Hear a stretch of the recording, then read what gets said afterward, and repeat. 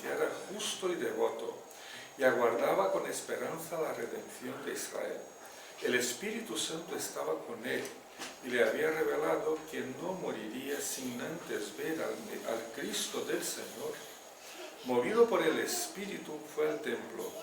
Cuando al niño Jesús lo llevaron sus padres para cumplir con la costumbre establecida por la ley, Simeón lo tomó en sus brazos y bendijo a Dios. Según tu palabra, soberano Señor, ya puedes despedir a tu siervo en paz, porque han visto mis ojos tu salvación que has preparado a la vista de todos los pueblos, luz que ilumina a las naciones y gloria de tu pueblo Israel. El padre y la madre del niño se quedaron maravillados por lo que se decía de él.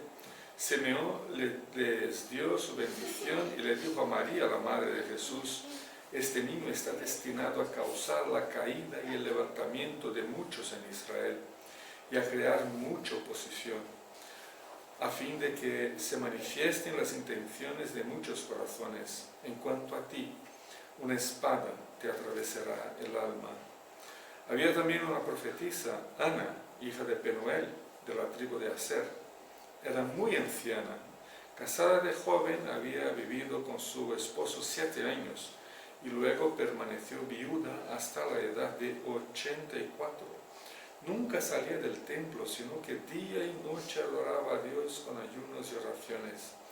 Llegando en ese mismo momento, Ana dio gracias a Dios y comenzó a hablar del niño a todos los que esperaban la redención de Jerusalén. Amén. Simeón y Ana, profetas del niño Jesús. Mucha gente pasa por nuestras vidas, ¿a que sí? Conocemos a mucha gente. Algunos se hacen amigos, otros más que amigos.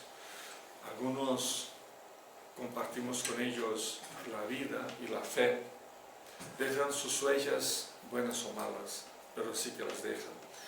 De muchos simplemente nos olvidamos, ni nos acordamos sus nombres, ni sus caras. De otros tantos nos esforzamos por olvidarnos de ellos. Como se dice, la gente va y viene, algunos se quedan por un tiempo, otros se quedan para siempre, pero parece que la mayoría sigue su camino sin dejar ningún rastro de amor, ni de gratitud, ni de compañerismo.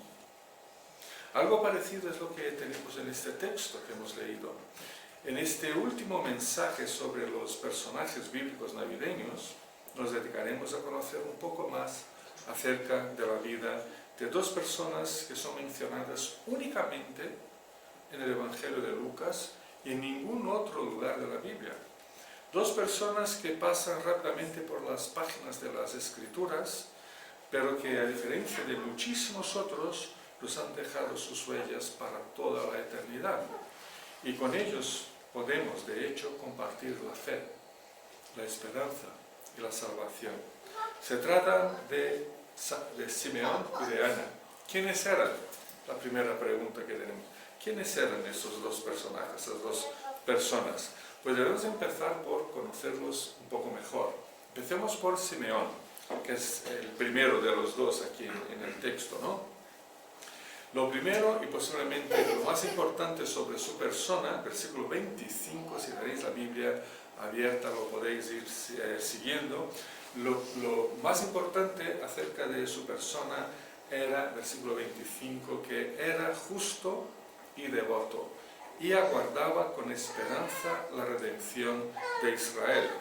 No se le presenta por su profesión, por su nivel económico, ni por su condición social o académica, mucho menos por su tendencia política o por el mucho que ha sufrido a lo largo de toda su vida. No. La presentación de Lucas es muy específica. Era justo, devoto, aguardaba con esperanza, la redención del pueblo de Dios. Lucas se preocupa en presentarnos sus credenciales de fe, su piedad, su devoción al Señor, su paciente espera, su esperanza por la salvación que nos llegaría de parte de Dios. Simeón era un hombre que ejercía la fe en cada instante de su vida, todo el momento. Él vivía por esa fe, ¿no?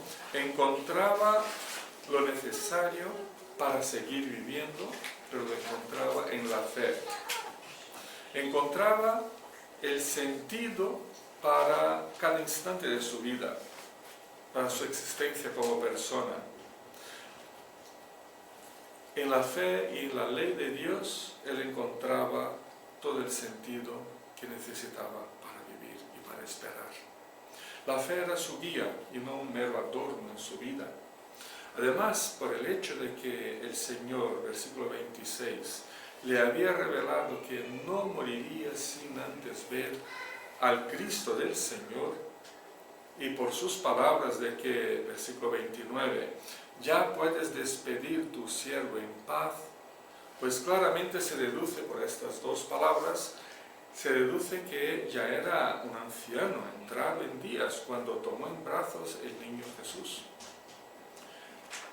Lo digo porque la tendencia es que la fe se vaya convirtiendo en una experiencia un poco más distante y fría en la realidad de muchos ancianos.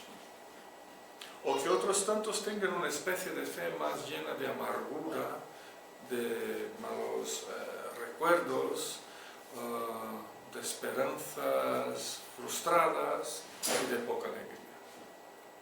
Otro personaje que tenemos es Ana. ¿Quién es Ana? ¿O quién era Ana?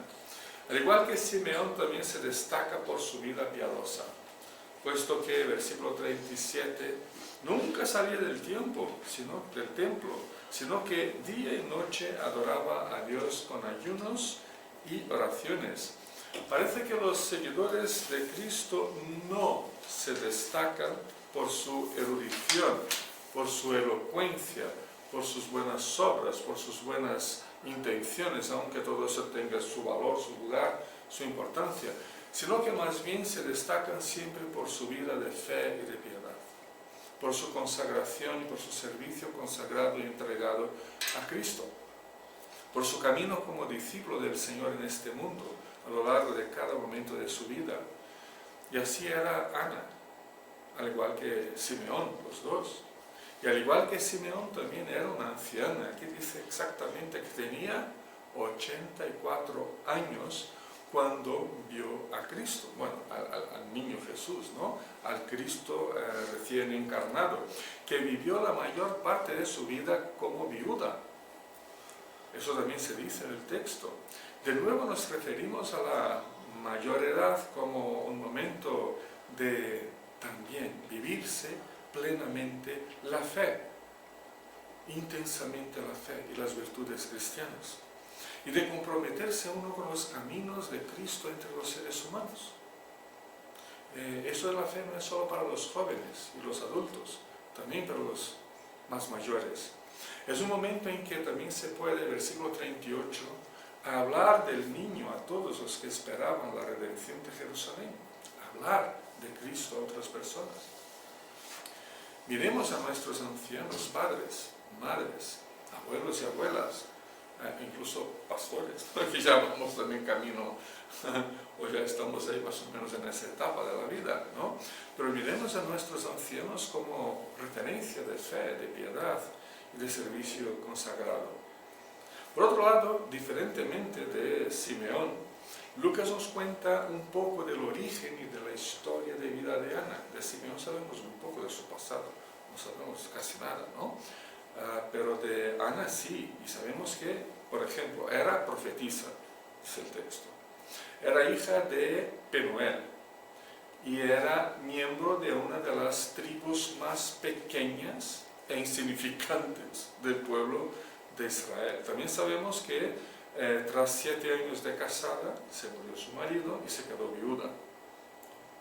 En especial, su estado de viudedad posiblemente haya inspirado en cierta medida la gran preocupación que encontramos en el Nuevo Testamento con la situación de precariedad que en esa época vivían las viudas y sus hijos menores, sus hijos pequeños. Y posiblemente por ella el clamor bíblico por el cuidado que se debe prestar a las viudas, e incluso las orientaciones del apóstol Pablo, que dicen a Timoteo, 1 Timoteo capítulo 5, versículos 9 a 10, dice que en la lista de las viudas debe figurar únicamente la que tenga más de 60 años, que haya sido fiel a su esposo y que sea reconocida por sus buenas obras, tales como criar hijos, practicar la hospitalidad, lavar los pies a los creyentes, ayudar a los que sufren y aprovechar cada oportunidad para hacer el bien. Claro que todo eso es una tradición que viene desde el Antiguo Testamento, pero que en ese momento del nacimiento de Cristo, de la circuncisión del niño Jesús a los 8 días, ahí en el templo de Jerusalén, y la presencia de una viuda profetisa que practica buenas obras y que habla de Cristo a los demás, ¿no? Aunque el Cristo todavía era un bebé, pero parece que ella atrae sobre sí toda la expectativa del Antiguo Testamento acerca de qué hacer con estas viudas, ¿no? En nuestra sociedad, y luego se proyecta hacia el Nuevo Testamento, hacia el apóstol Pablo y las recomendaciones Santiago y muchos otros, ¿no? Que ayudan a la Iglesia a entender que tenemos también un ministerio de cuidado con los más débiles de la sociedad y de nuestra propia comunidad. Así que Ana, más que Simeón, ha influido más en los aspectos prácticos del ministerio del Nuevo Testamento en las primeras décadas de la Iglesia. ¿Quiénes eran? Pues a esta pregunta creo que tenemos aquí un poco la respuesta, ¿no? Simeón y Ana. Si vamos a una segunda parte, quería comentar un poco sobre el Espíritu Santo y sus ministerios. Me refiero a Simeón y Ana, en la presencia del Espíritu y los ministerios que ejercían estos dos personajes. Siguiendo un poco más con ellos, encontramos que el Espíritu Santo actúa, obra en sus vidas, está presente en sus vidas, ¿no? En ellos, en sus ministerios entre el pueblo de Dios. La persona del Espíritu Santo se menciona por 3 veces en los versículos 25, 26 y 27, en referencia a Simeón. Antes, en Lucas, en el Evangelio, hemos visto al Espíritu Santo obrando en la historia de la concepción de Cristo, ¿no? Generando en el vientre de María al Hijo de Dios, e inspirando a Zacarías en su cántico y en su profecía. Todo eso es el capítulo 1 del Evangelio de Lucas. Y solo ahora, tras la circuncisión de Jesucristo, en ese justo momento, ¿no?, es que se menciona que Simeón fue llevado por el Espíritu a profetizar en forma de un cántico acerca del futuro del niño Jesús, el niño que él tenía en sus brazos. De igual manera, en la presentación de Ana, versículo 36, antes incluso de decirse su nombre, Lucas la presenta como una profetisa. Así que Simeón y Ana, independiente de ser jóvenes o ancianos, o de ser hombre o mujer, ambos son profetas del Señor y ambos ejercen ese ministerio plenamente. Consecuentemente, si de Simeón se dice que fue movido por el Espíritu, igualmente lo podemos entender que también lo ha sido Ana. Esto nos abre una perspectiva profunda acerca de las dimensiones que asumen el servicio y el ministerio en el cuerpo de Cristo, en la Iglesia. Y además, de alguna forma, se refleja en el antiguo texto del profeta Joel, citado por Pedro en Pentecostés, ¿os acordáis? Cuando dice: derramaré mi espíritu sobre todo el género humano, vuestros hijos e hijas profetizarán, tendrán visiones vuestros jóvenes y sueños los ancianos. En estos días derramaré mi espíritu aún sobre mis siervos y mis siervas y profetizarán. Esa es la parte que Pedro, ¿no?, se apropia de la profecía de Joel, y lo tenemos en Hechos capítulo 2, 17 y 18. Muchos años antes de cumplirse literalmente estas palabras, Simeón y Ana, dos ancianos creyentes, hombre y mujer, profetizan llenos del Espíritu de Dios acerca de la vida y de la redención del niño Jesús. Aquí, por tanto, tenemos a dos profetas cumpliendo con sus ministerios, enteramente consagrados ellos mismos a Cristo, profundamente comprometidos con el reinado y el reino de Dios sobre la tierra, llenos del Espíritu Santo. No podemos decir que son ejemplos a inspirarnos, sino más bien que son un reflejo de la vida, de la fe, del servicio, que todos y cada uno de los que creemos en Cristo y le hemos entregado nuestras vidas, ¿no?, tenemos que seguir también. No son meros ejemplos, ¿no? Simplemente nos abren la vista para que podamos vernos como siervos, independientes de género, de edad, del lugar del mundo donde vivimos, pero que somos siervos, tenemos el Espíritu como dádiva del Señor y somos siervos de Cristo en este mundo. Y como Simeón y Ana, plenos y llenos del Espíritu, desde el momento de nuestras conversiones, siempre nos consagramos a diferentes ministerios, obras, dones, talentos que el Padre nos ha puesto en las manos. Ancianos del Señor, eso sería el número 3, ancianos del Señor. Quiero insistir un poco en ese tema, ¿no? El aspecto de la edad de Simeón y de Ana, ambos ancianos, cuando tuvieron la oportunidad de ver al niño Jesús, aunque ya lo hayamos comentado antes, pero es sin embargo un detalle que me llama mucho la atención, porque ambos eran ancianos, ambos estaban viviendo ya su etapa final de vida en este mundo, pero ambos seguían viviendo como siervos de Cristo y tuvieron la bendición de ver a Cristo, ¿no? Ya en aquella cultura, la vida activa de un adulto se consideraba entre los 30 y 50 años. Esa era la vida activa de una persona adulta, de un hombre sobre todo adulto, de los 30 a los 50. Antes de los 30, el chico estaba bajo la tutela de su padre. Después de los 50 ya no era apto para la guerra. Por tanto, era como que se jubilaba, no sé si había jubilación, pero era como que lo consideraban un juez del pueblo, ¿no? Y se reunían con otros mayores en las puertas de la ciudad para juzgar los casos de los vecinos, ¿no? Eran jueces del pueblo. Así que la vida laboral, ¿no?, sería de los 30 a los 50, o sea que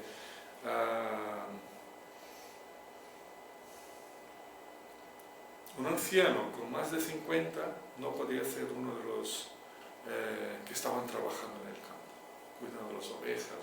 Él tenía que dedicarse, consagrarse al oficio de juzgar las causas de su pueblo y así poner toda su experiencia, su sabiduría, su conocimiento de la ley divina, de la palabra de Dios, al servicio de sus vecinos, juzgando sus causas justamente y desde la palabra de Dios. Ahora, en nuestro tiempo, parece que ni eso nos ayuda a tener mayores, ¿no? O sea, ya ni eso nos queda a los mayores, o sea, ya no nos consideran ni como jueces ni como nada. Nuestra experiencia no vale mucho, ¿no?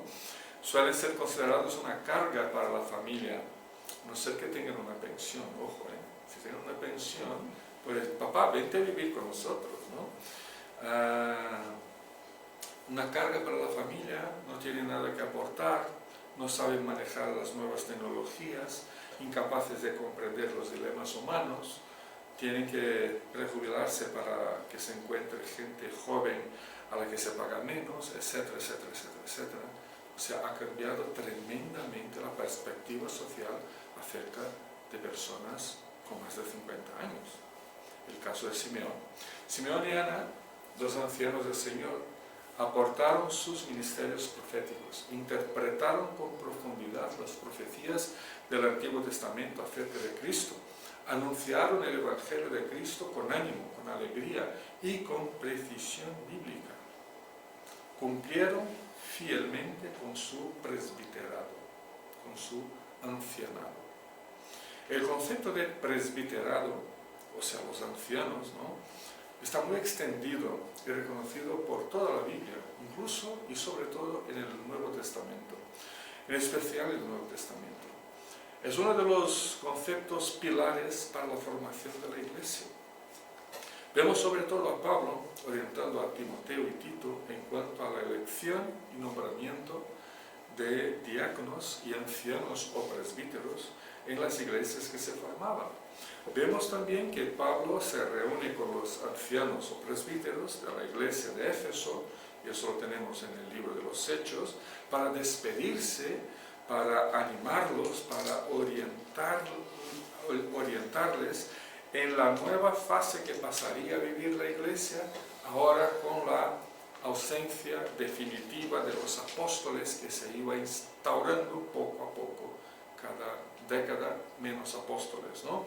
Y la iglesia, ahora una iglesia post-apostólica, iba a estar firmada sobre el concepto de ancianos, de presbíteros, de personas que aportan toda su vida a esa obra. Ancianos o presbíteros se convierten en pilares de sustentación para el pueblo de Dios.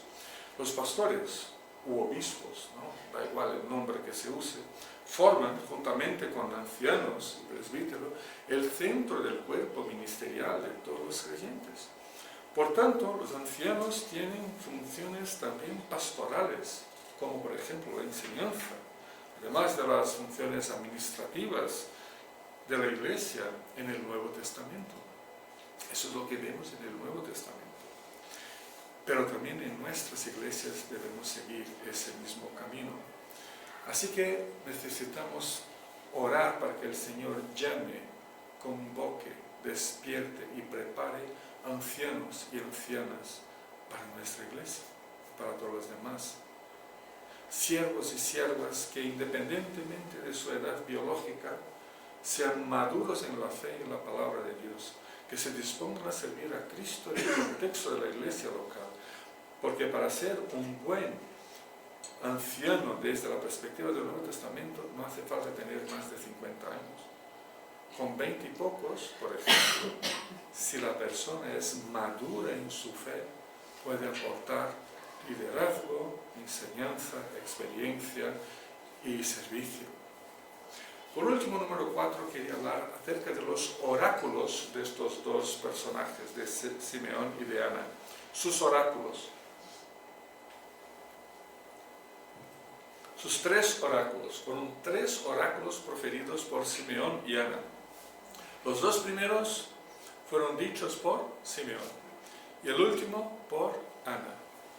Es importante notar que estos 3 oráculos, estas 3 palabras que dijeron, fueron proferidos cuando José y María llevaron al niño Jesús al templo en Jerusalén a sus 8 días de vida para ser circuncidado, cumpliendo así la voluntad y la palabra de Dios y de la pertenencia de este niño a esta comunidad de fe,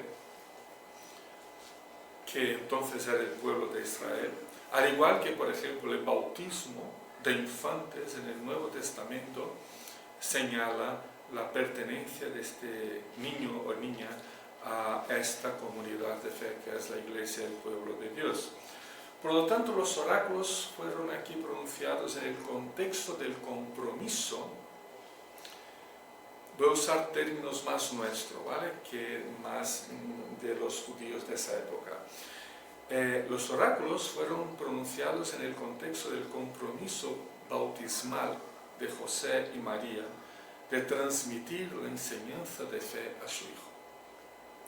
El primer oráculo es una profecía que ha sido cantada por Simeón y que se quedó conocida por sus 2 primeras palabras de su versión latina del texto, que son las palabras Nunc dimittis, y está en los versículos 29 a 32. Es la tercera de las 3 canciones de la narrativa del nacimiento de Cristo en el Evangelio de Lucas. ¿Os acordáis cuáles son las otras 2? La primera canción es el cántico de Zacarías. por ocasión del nacimiento de su hijo Juan el Bautista, ¿no? Y que se quedó conocido por el Benedictus, el nombre latino que se conoce en la canción de Zacarías, ¿no?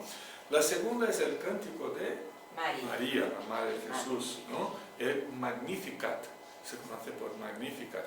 Las tres canciones se conocen desde hace siglos y siglos por sus nombres, digamos, latinos, el Benedictus, el Magnificat y el Nunc Dimittis, que es esta que tenemos aquí, versículos 29 a 32 del segundo capítulo de Lucas.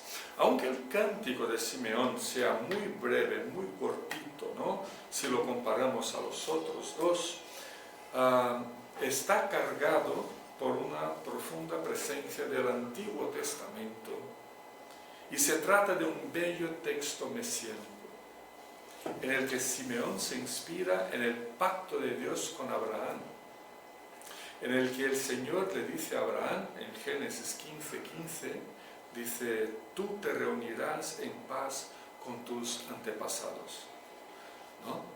Palabras de Dios como para sellar el pacto con Abraham en Génesis 15, tú te reunirás en paz con tus antepasados.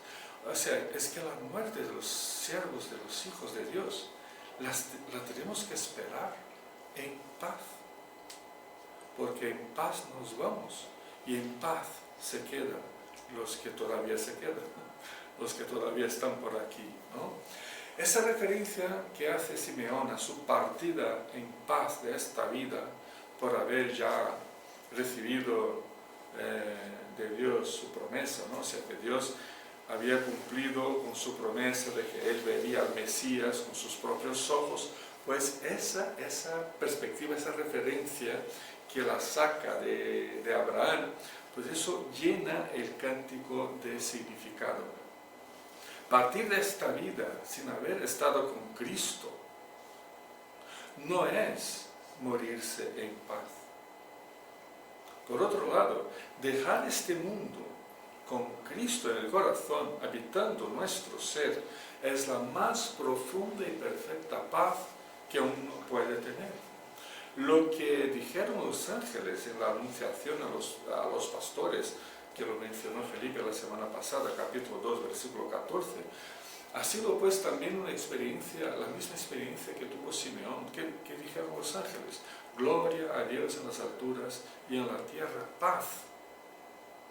Paz a los que gozan de su buena voluntad.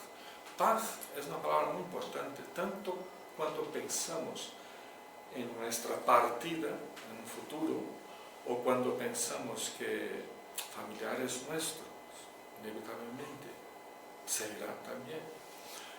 Paz es la palabra que tiene que ver con el sentido de reconciliación, de tregua, de poner un fin a la guerra, ¿no?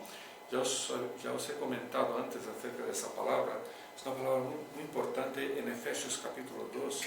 Es la palabra Eirene, ¿no? Y siempre me gusta decir, ¿no? El nombre Irene, ¿no? Pues se traduce por paz, es un nombre de origen griega, y tiene ese sentido. Paz es que ya no hay enemistad, ya no hay guerra, ahora hay reconciliación, reconstrucción. Eso significa paz. Paz no es tranquilidad. Estoy en paz, tirado en el sofá, tomando un mojito y viendo la tele, tranquilamente. Eso puede ser tranquilidad, que no tengo preocupaciones, que tengo mucho dinero, no sé qué. Eso puede ser muchas otras cosas, que no son malas, ¿vale? Pero no es la paz, del sentido paz del Nuevo Testamento, que es reconciliación en primer lugar con Dios, con uno mismo, con los demás, ¿no?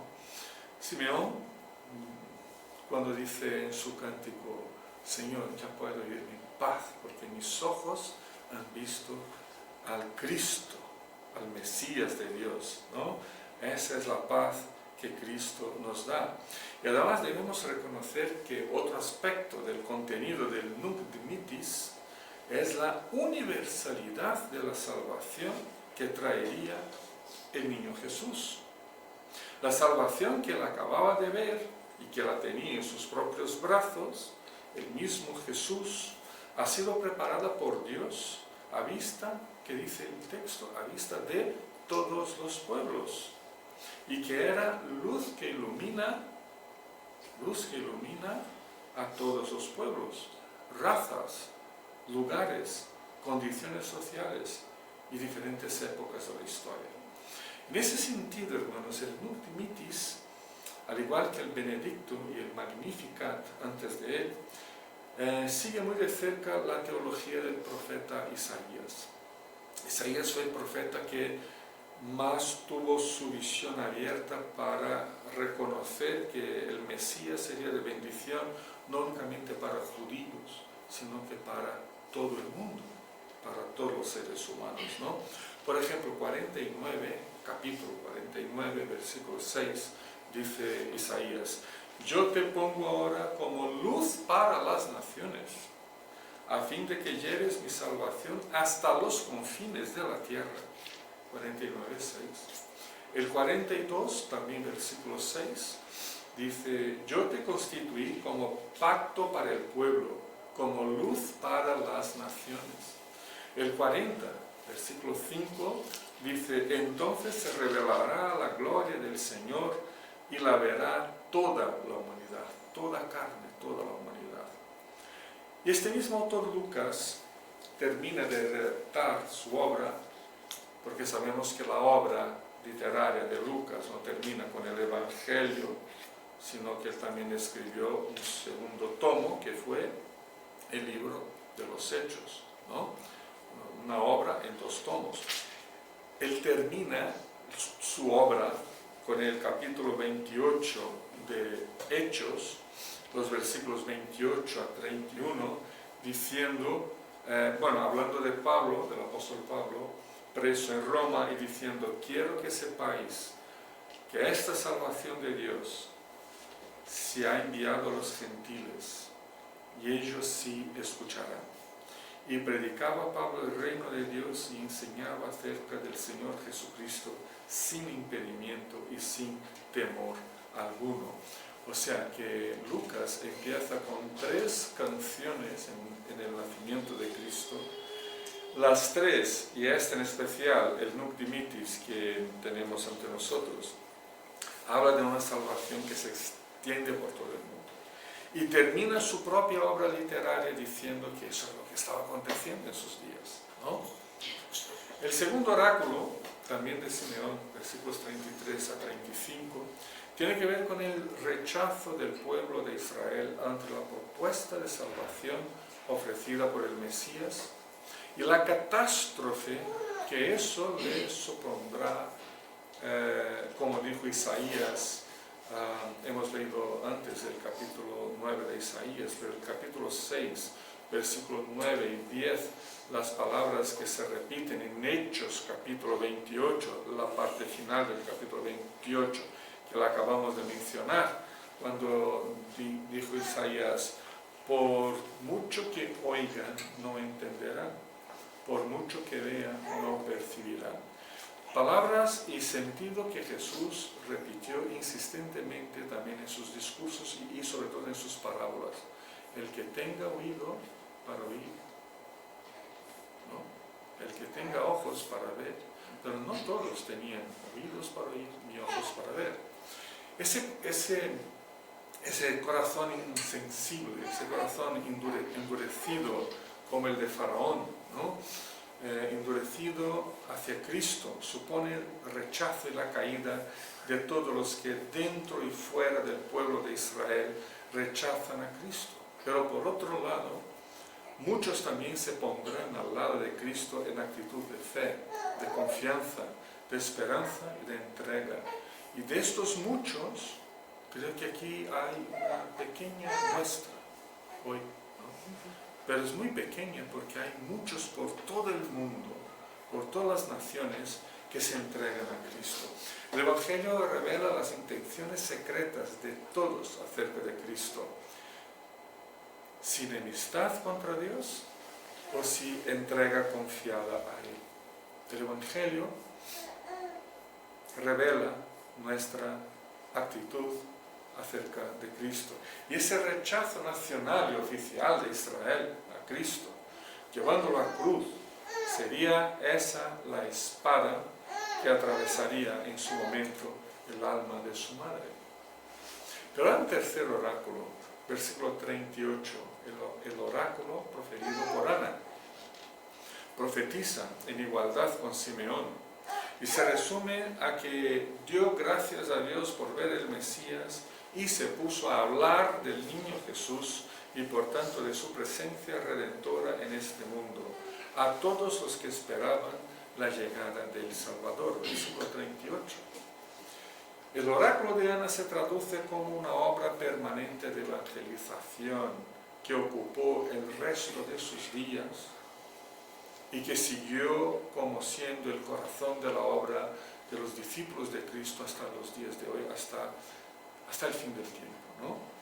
Lo que quería Ana, y a lo que se dedicó su vida a los 84 años, empezó un ministerio nuevo, el de predicar la salvación del niño Jesús, de Cristo, ¿no? Lo que quería era que el mensaje del Evangelio Salvador de Cristo llegara al mayor número posible de personas. Eso es lo que quería. No hace falta decir mucho más acerca de su oráculo, ¿no? A los 84 años se consagró a la evangelización. No hace falta mejor ejemplo a todos nosotros, adolescentes, jóvenes, adultos, ancianos. Tenemos aquí un súper ejemplo de evangelista y profetisa que fue Ana. Ciertamente, como todos los de más de 50, ella también tenía sus dolores físicos, sus problemas de salud, posiblemente hijos en el paro, nueras amargadas, yo qué sé, tenían de todo. Pero su vida estaba dedicada a Cristo y a la difusión del Evangelio. Queremos un mejor ejemplo que nos anime. Por fin debemos recordarnos de que ambos, Simeón y Ana, encontraron lo que esperaron por toda la vida. Ver cumplida la esperanza de salvación. Ver la salvación en sus propias vidas. No tenían en sus brazos simplemente un bebé que lo llevaron sus padres a circuncidarse ahí, como muchos otros que venían, ¿no?, con el mismo objetivo. No, tenían en sus brazos y tenían ante sí al Hijo de Dios, al Mesías, enviado para nuestra salvación, y se convirtieron en profetas de este niño. Vivieron la Navidad de Cristo como proclamadores de su salvación a todos los demás. Vivieron intensamente en sus propias vidas el Evangelio y la salvación que contiene la Navidad de Cristo. Que en todo podamos seguir sus caminos de vida y de fe. Amén.